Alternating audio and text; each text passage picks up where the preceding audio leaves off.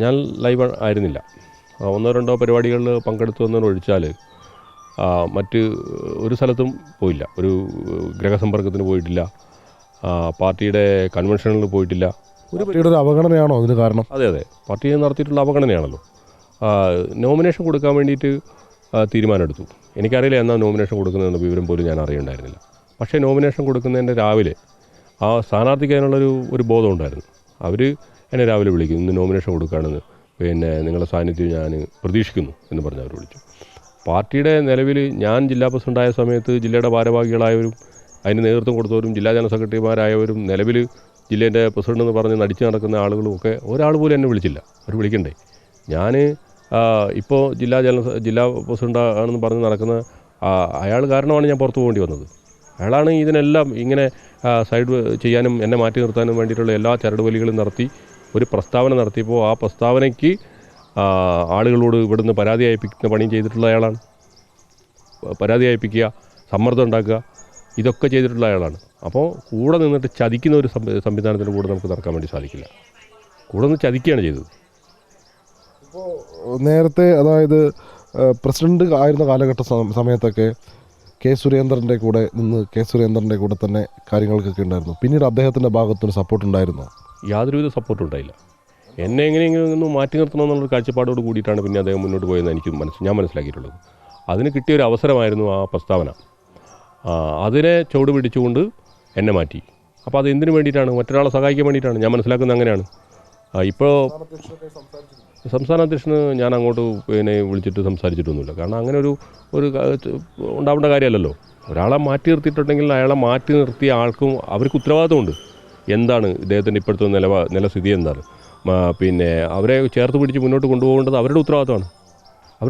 അത് ചെയ്യണ്ടേ? അത് ചെയ്യാതെ ഞാൻ ഈ സംസ്ഥാന അധ്യക്ഷൻ്റെ കൂടെ നിന്നു എന്നതുകൊണ്ടാണ് ഒരുപാട് ആരോപണങ്ങൾ ഏൽക്കേണ്ടി വന്നത് ഈ ജില്ലയിൽ. 2021 നിയമസഭാ തെരഞ്ഞെടുപ്പ് കഴിഞ്ഞപ്പോൾ ഒത്തിരി ആരോപണങ്ങൾ പിന്നെ സംസ്ഥാന അധ്യക്ഷന് നേരെ ഉണ്ടായി. ആ സംസ്ഥാന അധ്യക്ഷന് നേരെ അത്തരത്തിൽ ആരോപണങ്ങളുണ്ടായ സമയത്ത് ഇവിടെ വളരെ കുറഞ്ഞ ആളുകൾ മാത്രമാണ് അദ്ദേഹത്തെ സപ്പോർട്ട് ചെയ്യുന്നത്. അതിനൊരാളാണ് ഞാൻ.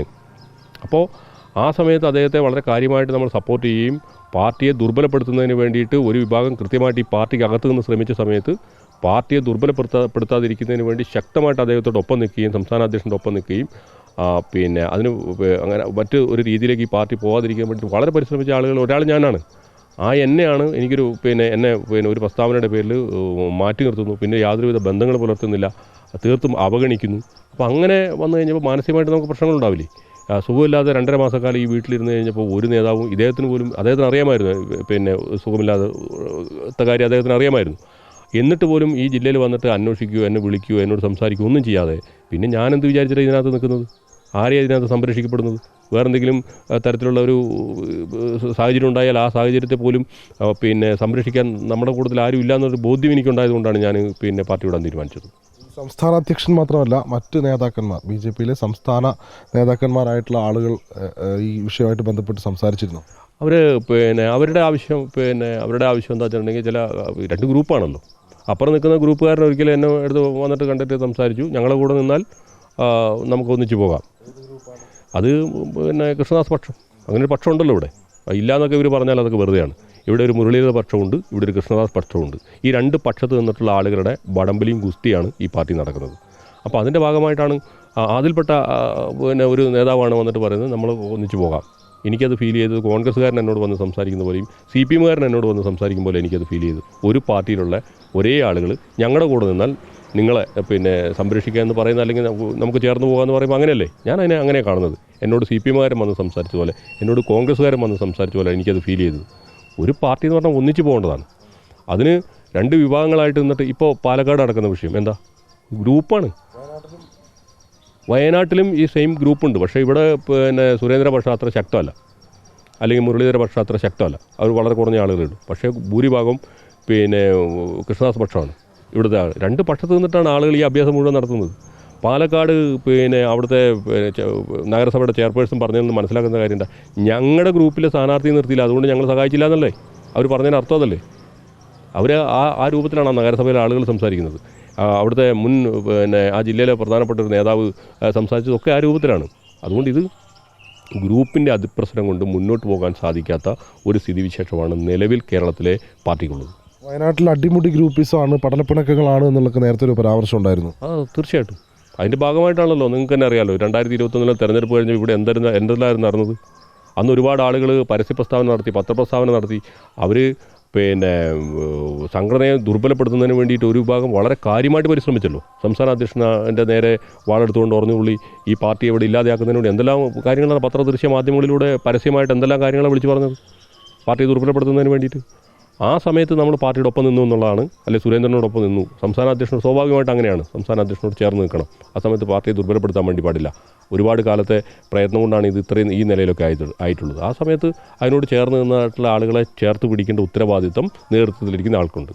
ഇപ്പോൾ നേരത്തെ ഈ കെ സുരേന്ദ്രൻ മത്സരിക്കാനായി എത്തിയ സമയത്ത് തുടക്കത്തിലൊക്കെ ഞാൻ മധുവേട്ടനെ കണ്ടിരുന്നു, ആദ്യ സമയത്തൊക്കെ. പിന്നീട് വരാതിരുന്നത് എന്തുകൊണ്ടാണ്? ഈ സുരേന്ദ്രനായിട്ടുള്ളൊരു അഭിപ്രായ വ്യത്യാസത്തെ തുടർന്നാണ് നമുക്കൊരു അവഗണന ഫീൽ ചെയ്തു.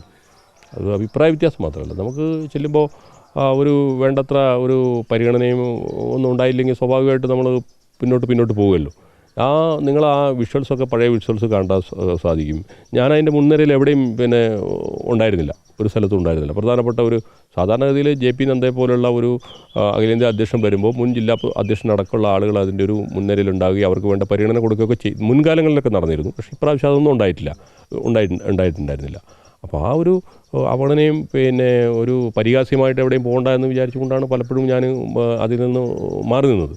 ഇപ്പോൾ രാഷ്ട്രീയ ജീവിതം ആർക്കൊപ്പമായിരിക്കും, എങ്ങനെയാണ്? അതിപ്പോൾ ഞാൻ ഏതായാലും പൊതുരംഗത്തുണ്ടാവും.